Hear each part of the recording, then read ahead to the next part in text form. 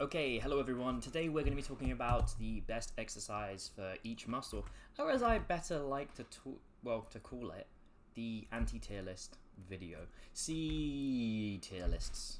I hate tier lists. I've seen so many tier list videos where a guy sits there, he ranks every single little muscle and exercise and blah blah blah. This is my opinion. I'm going to be ranking today based on my criteria. My criteria is it needs to stretch. It needs the Giga Chad, it needs the feeling, it needs this and that, and it's a load of rubbish. So this is kind of talking about how we're picking an exercise. It's the anti-tier list because it will tell you more about what's good for a muscle than tier list videos who are supposed to be telling you what to do for a muscle teach. Hope that makes sense. Let's crack into it. Boom. Another one from the newsletter. Yet again, I'm turning it into a video format to add more info, to teach you so you don't have to read, because look at that read time, 4 minutes. Ain't no way you're doing that. You've got some food to eat and you've got a video to watch. So, let's do this. Boom. Read time, 4 minutes. Okay. Tier lists on exercises for each muscle get so many views. You can't deny they get so many views. Genuinely, let's do it. YouTube.com. Nothing weird pop up, please, in my search. List. Bicep. What are we gonna do? Oh my goodness, bicep tier list. Oh my goodness, bicep tier list. Oh my goodness, bicep. Dude, it's literally all the same thumbnail as well. You see my point. Wait. We didn't even check the views. See, this is, if I wanted to go full marketing, I've got a marketing background.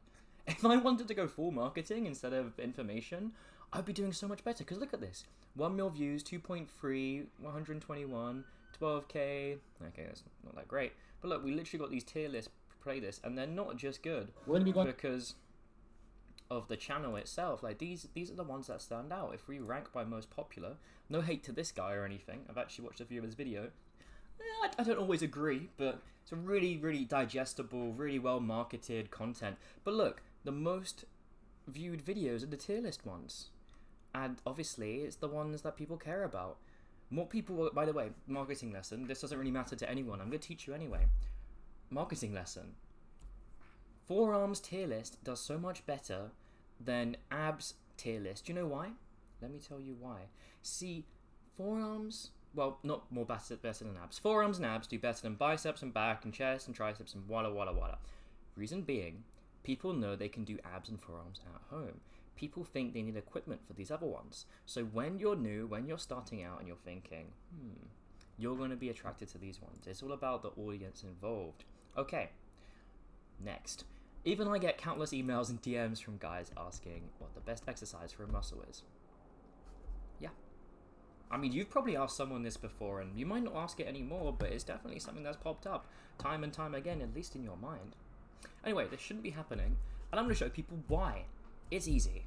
So, this is my little joke. I'll open up YouTube and see a thumbnail like this. The best tibialis exercise list. For context, well, that's the wrong place to search it. The tibialis muscle is a muscle no one really ever trains and even cares about. It's this thing on the front of your shin, right? No one does anything with that. But the reason I thought it was... Wait, I didn't need to search. It was here all along. But the reason I thought it was funny is... hang on. Do we even have a tier list on tibialis raises?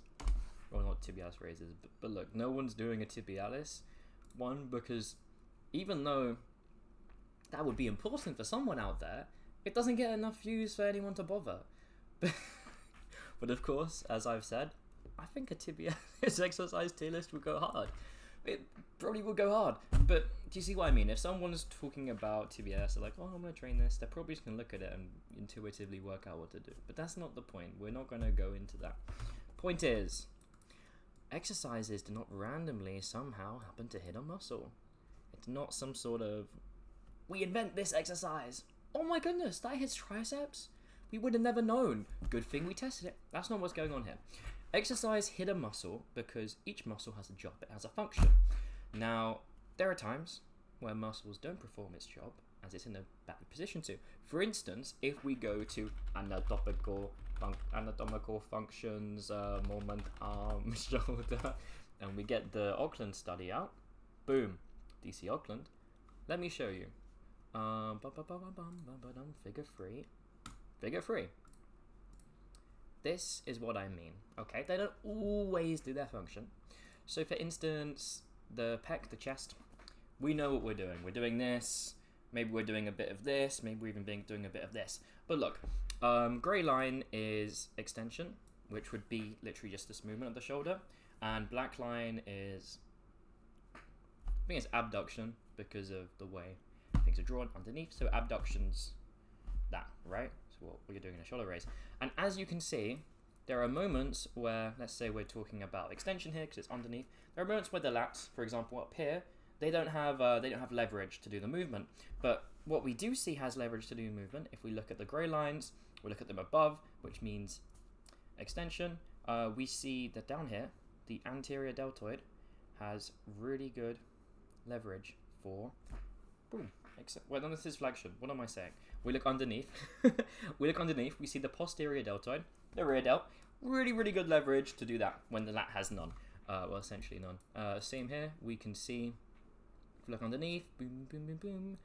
We can see that this one here, the lower chest, we see that has really good leverage to do the movement. Likewise, when we take, other ranges, other stuff. Anyway, that's not the point. The point is, sometimes it's in the bad position to do it. For instance, lats, deep stretch, both this way, forward. It's just, it's a deep stretch, not going to be able to do much. And same with glutes. If we, oh gosh, I forget the name of the glute one. Anatomical moment function, hip extensors. Maybe we'll find it by just typing this. Is it actually this one? It can't be. I don't think it is. Oh my goodness, I'm not going to access an institution. Is it this? You know what? I don't think that's it. Might be this. Might be this. I mean, this is kind of... Oh, yeah. We'll use this. This will probably demonstrate the point. Unless it's wrong, so I'm going to assume it's right. If it adds up to be right, it's probably right. Okay, so these are the hip extensors. That's why they're underneath, because they have leverage to do hip extension, and it says hip flexion, and we're underneath because it's the inverse of it. So we can see adductor is really, really strong throughout the entirety, really. Obviously peaking here. This isn't even how it works, but for argument's sake, it doesn't really matter. I'm just kind of showing you, oh yeah, this is... Should I get the proper one? Okay, I'm gonna get the proper one. Let me open up my notes. Bear with me a second. Well, it's not really my notes. Oh my goodness, I opened Notepad. You can't even see what I'm doing right now because I'm being super secret, super spy. So let me turn it into the big one. Okay, point is, I'm not doing cuts. This is very, it's very on the go. So I'm not gonna bother with spamming you with that sort of stuff. All that really needs to happen is we need to bring this study up so I can show you what I'm talking about so you can understand what's happening. Because when that happens, you're able to go, okay, that makes sense. You've demonstrated with lats, you've demonstrated with hips. I've got my takeaway. Now I understand what you're talking about, and we can go into the rest of it, which is where we're talking about really, really easy muscles. And oh boy, even though I've been yapping over and over and over, we haven't really got there. Oh, we have got there. Okay, awesome. Let's go back here. Boom, boom, boom. What is the study called? Hip muscle activity during isometric contraction of hip adduction. Awesome. So, this is actually talking about abduction, which isn't extension. Where is my extension one? Where are you? Oh, here we go. Boom, extension. So, let us go to the results, and let me show you. Oh gosh, it's in a very interesting format. This one doesn't really matter too much. Actually, it does matter at all for the context of what we're discussing today. This is the one we want to see. Okay, now we can look at results. Please have a table. Bro, this is the exact same one. Am I stupid? Did I open the wrong one?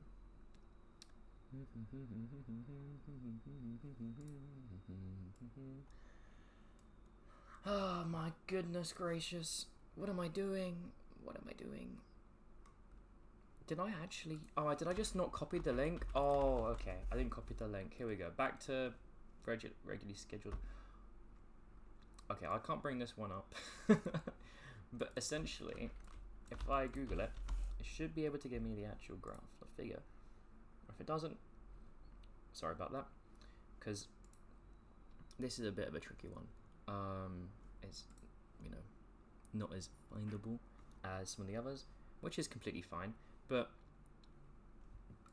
maybe it's not even worth me showing you. I'm just going to bring up a chart. But yeah, so this is a chart. Okay, this is not a chart. Okay, I will just explain it with my words. I'll use my words. Oh my goodness, this entire time I didn't even flip back to here. I am so sorry. I'm a terrible narrator. So let me use my words. So, your glutes. Can I just type in glute moment arms? And this might, I don't know, maybe we'll get somewhere. Because the one I have downloaded, but I don't want to share it if it's not public. Okay, this one isn't public either. That's chill. So let me explain then to you. The way the glutes work, the more you bend over, the more the glutes get lengthened, the worse position they are in to do extension. So what that means is when we get further bent over, it's going to be more hamstring, it's going to be more adductor, especially right at the bottom at like the most we could possibly bend over. Any sort of knee bend we might add will disadvantage the hamstrings because it's going to shorten them, and that will mean they're able to be lengthened less, to contract less, and it's a whole thing. But that's why RDL's typically going to be something like glute and adductor and not more hamstring if you're doing it properly. Don't want to get in a big deal with the adductor, not with the adductor, with the stiff leg deadlift and RDL debate, but we're just going to leave that for another time. Nope, we're not. RDL. Okay, so there's been a problem recently with the way people view stiff leg deadlift and view RDL. See, people view the RDL as kind of like a movement which starts at the top and then goes down. And people view the SLDL as something like a deadlift where it begins at the bottom and it comes up. This is not true. And a lot of people will throw in the fact that, oh, well, the reason they're called this and the reason it works that way is because a deadlift is a dead stop. And it's like, yeah, but RDL is Romanian deadlift and SLDL is stiff leg deadlift. They're both deadlifts. The fact that one has an eccentric start doesn't make it any different. But essentially what's going on here is an RDL bends the knees. And the reason it bends, this is not an RDL, the reason it bends the knee is to disadvantage the hamstrings. So you can see some images here, boom. An SLDL doesn't require you to touch the ground. None of them require any sort of standardized ROM where you're going, to the knee, past the knee a little bit, or touching the floor, tapping off the ground. These are ways people have turned it into a cue.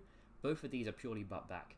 But the only difference is one's butt back, you can bend your knees, one's butt back, but you don't bend your knees. And that's what an SLDL is. Your legs are stiff, you're not bending your knees. And I guess this image does a decent job. Maybe there's a teeny tiny bit of knee bend. But yeah, that means one is actually training your glutes and adductor, and the other is hamstring and adductor. But that is besides the point. Now we can get into the rest of this. Okay. These are rare in workouts, these situations where it happens, unless you're forcing it to happen, because it's not just about, maybe going into that range. It's about where the movement's hardest. And a lat pull down, it's going to be hardest, like probably around here, right? Where your arm is furthest away from, or your elbow is furthest away from your body. That's probably where it's going to be hardest. And lats are still pretty good here. And, when we looked at the moment arms earlier, same with like doing it this way. And yeah, so it doesn't really matter too much, but it's good for you to know. But yeah, this is why muscles exist, because they have a job. Almost seems too easy when we think about it. And this is something that's 100% true and something I'm very proud of. But my mum can do all this intuitively. She spent years doing yoga, she's made her own stretches, she knows what movements lengthen a muscle. And for her in a gym, she would be able to hop on a machine and work out what movement does based on the opposite, when it's being shortened. Now obviously, there's the lats and the glutes, which will change that a little bit. But even then, by the way, she does go to the gym. I'm not saying if she goes in, just randomly one day. Like, she does go and understands what things work. So, if you don't have the skill, well, not if you don't have the skill, if you don't want to spend hundreds of hours reading, researching, God forbid, watching YouTube. Oh, you're doing that now. Yes, watch YouTube videos. Go subscribe to my channel. That's not something I hate. I don't mind you watching me. The other people, they get a lot wrong.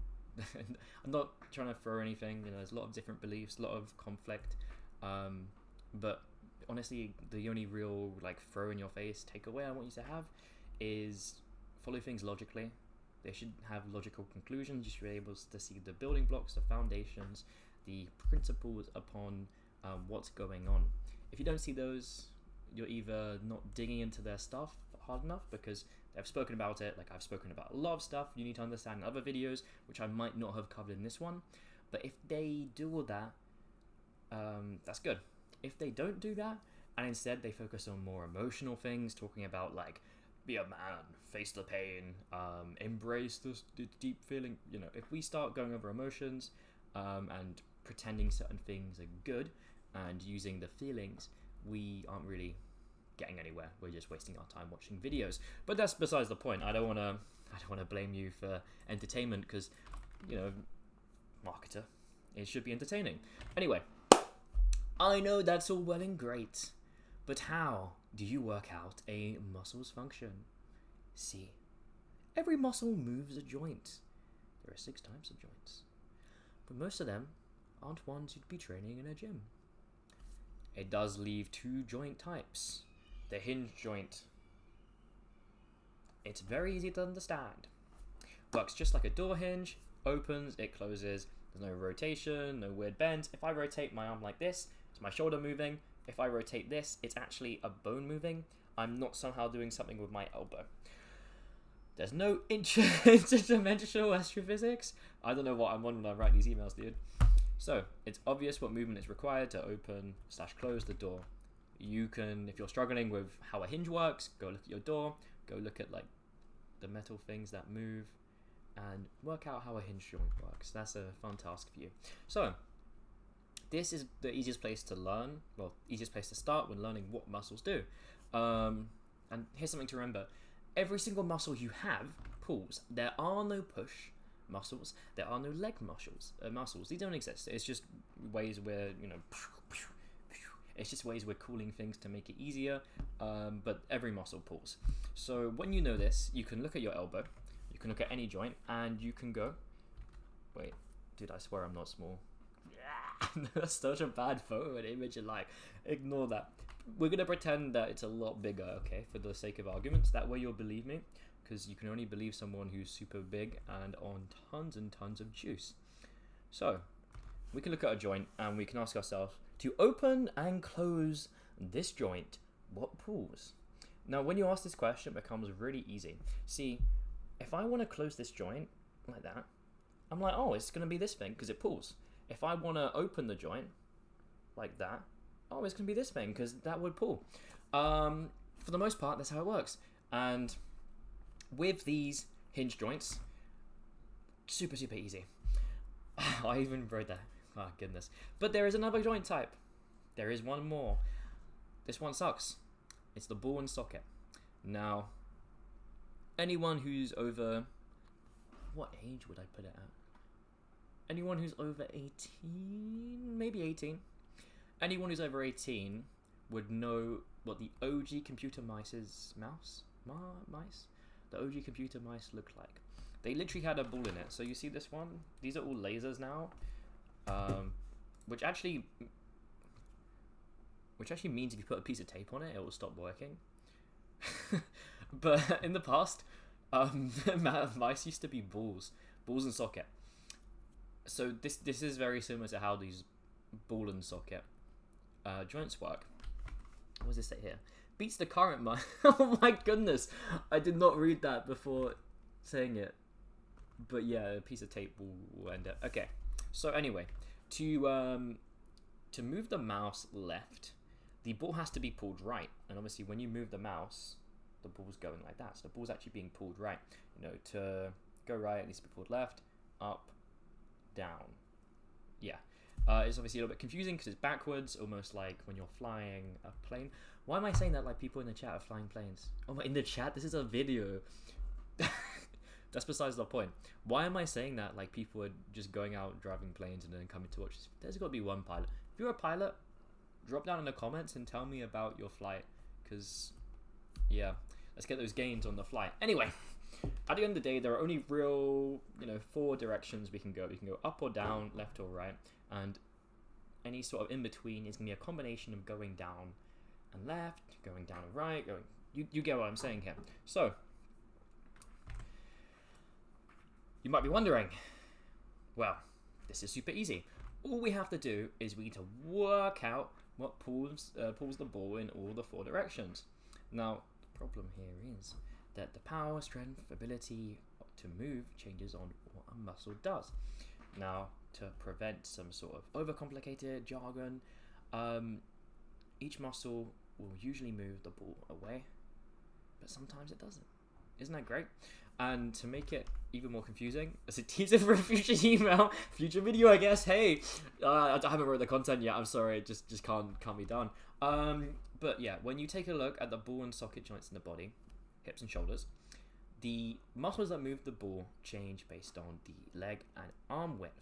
So it's the amount of your arms are overhead, how close your legs are to your chest, for instance. We start to get really, really confusing. But most of the time, there is a general pattern similar to the hinge. So we'll get you up to speed on that soon. But anyway, if you don't know how these joints work, wait, no, that's not what it says. I'm not even able to read my own newsletter. How am I writing if I can't read? That's not the point. Let's not say with, that's a stupid, I don't know who wrote this is rubbish. But when you know how the joints work, you can invent any exercise you want. And you can make it hit wherever you want. It doesn't matter if a machine isn't intended for something. It can say hamstring curl, it can say quad extension or whatever. Like, it can say something specific. But if you know how to do these things, you know what a muscle does, then you can make that machine do anything. Like, there's a series I used to see on TikTok. A guy would turn every machine into a bicep cut because that's something you can do. So this is very useful. A lot of machines, maybe even free weight exercises, they're going to look different on different people. Skeletons change. Seat height exists. The ability to set it back or forward or move the handles or whatever, it's going to be different because everyone is different. It's built on the average, but not everyone's average. There's always going to be a little bit off. So there are 2 ways you can learn what a muscle does, and you can do both. You could probably finish doing both for every single muscle before the video ends, because I'm going to keep yapping. But you can, one, Google what is the function of blah blah blah muscle, and if you wanted to take it to a next step, you could even look at some of the moment arm stuff I was looking at earlier. You can look at the hip extensor leverages, abduction, adduction leverages of the hips. You can also do the same for the shoulder, because these are ball and sockets, and like I said earlier, there's going to be some additional stuff which isn't very easy. With the joint muscles though, I literally wouldn't worry. There's only going to be so many muscles that can do elbow extension and elbow flexion, and it's always going to be the same muscles. Don't get me wrong, there are a few muscles involved, but it's going to be on this side of the arm or this side of the arm. You don't have to worry. You can do that, or you can stand in the mirror naked. Yeah, naked. I'm gonna get striked and taken down for that, so leave a subscribe and leave a like before the video gets listed and banned in 193 countries. It's crazy out here, man. I'm just trying to get some views, get some subs, help some people out, and they take their views down. But yeah, you can do that, and you can concentrate on what's moving what when you're moving your body. So for instance, if I started doing this and I'm looking at like all my muscles and I'm like, hang on, my chest is not only can I feel it when I'm doing this function, but it's also getting shortened, because if we go here from here, these are the points, that distance is closing. So now I'm like, okay, when I'm doing this, I'm actually using my chest. But yeah, following these methods, well, the first method at least, will teach you very nerdy words with a guaranteed explanation of what it does. And then the second one, the being naked in the mirror, will let you visualize how your body moves, and you'll be able to understand it physically instead of just watching a textbook or reading a textbook or looking at images from a textbook. But again, I would prefer you to use both, because both are going to be really, really useful. Now, if I have any book recommendations, which I do have book recommendations, then I'd probably recommend to you, if I can find it, there's 2 really, really good books. And one of them is if you care about everything in the body. So if you care about all human anatomy, which most people don't, we're talking about muscles on this channel. So, so if you really, really care about everything, you can read the book. Charmed Outline of Human Anatomy and Physiology. You can read this book, and that will teach you everything. This one here. Or if you don't want to be a super nerd and you only really care about muscles, you can read Seed and Adams Illustrated Muscular. I can spell these words. I like I am tired. I just came back from the gym. But you can read Illustrated Essentials of Musculoskeletal Anatomy by Sieg and Adams. 2 great books. This one's going to be a lot more concise, actually focusing on just muscles themselves, and that will be a better source than Google. Not that Google's wrong, but that book will be better.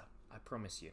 Okay, so when you've learned what a muscle does, you can then load a movement so that it's hardest with the muscle's purpose. This will end up biasing the muscle.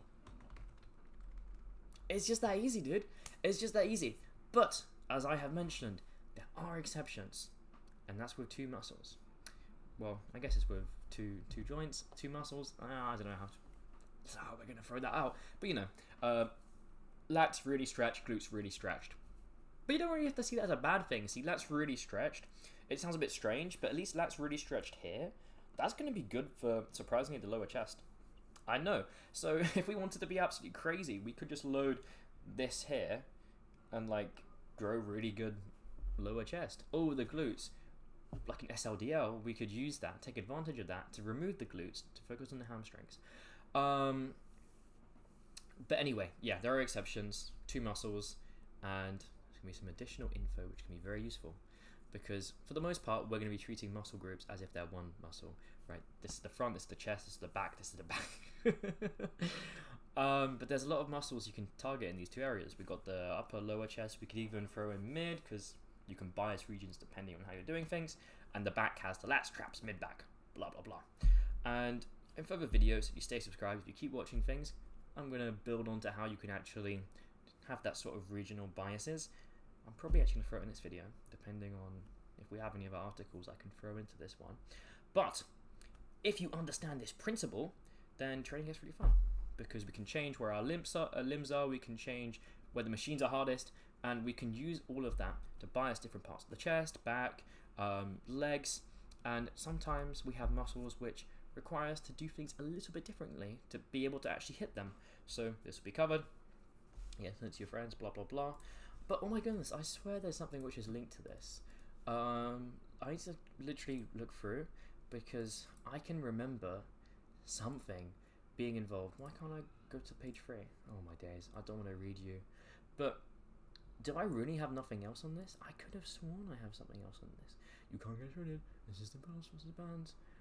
A band's useful. Actually, yeah, this is where it comes into. We actually come into bands, and as stupid as it is, this is, yeah, oh no, we don't really want to talk about it.